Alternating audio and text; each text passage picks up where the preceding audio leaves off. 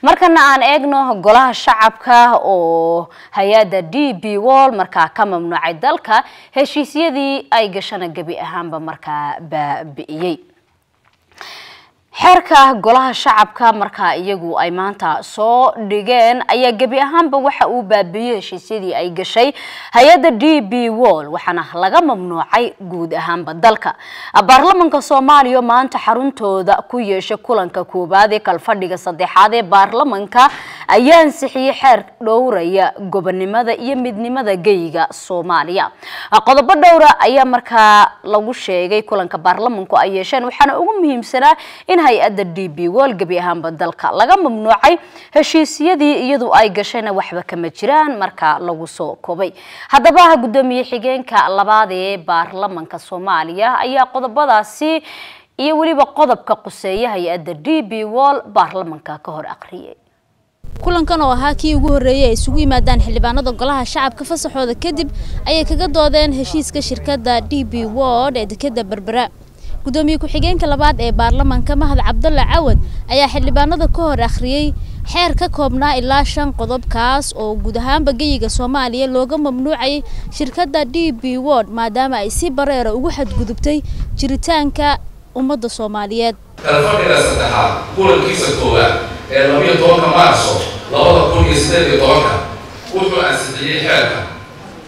qodobka koowaad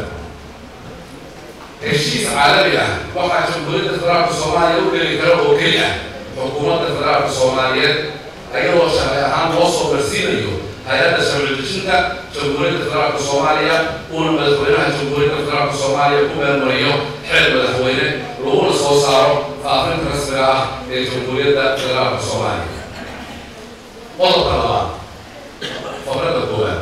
heshiis kasta oo laga galo dowlad ama hay'ad kaloo shisheeye oo ka hor imaanaya dastuurka federaalka waa waxba kama jiraan aan shaqeyn lahayn labo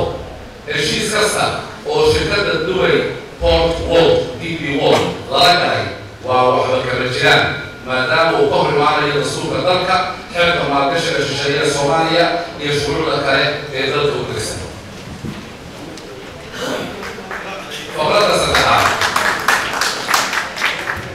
shirkadda Dubai Port World DP World oo si bareer ah ugu xadgudubtay siyaadada madaxbannaanida midnimada iyo badqabka dalka jamhuuriyadda federaalka Soomaaliya waxaa saabaadeed shirkaddan laga mamnuucay dalka qodobka saddexaad faqradda koowaad ra'iisul wasaaraha xukuumadda federaalka Soomaaliya waxaa la farayaa inuu si degdeg ah u gaarsiiyo xeerkan madaxa xukuumadda dowladda isugu imaaraadka carabta UAE kuna wargeliyo inay ku kaceen falal culus oo xadgudub ku ah qaanuunka caalamiga ah oo ay ka mid yihiin kuwa kor ku xusan si bareer ahna uga hor imaanaya dastuurka federaalka Soomaaliya iyo xaqa shacabka Soomaaliyeed dowga u leeyihiin badqabka dalkooda ilaalinta gobonimadiisa iyo midnimada geygooda faqradda labaad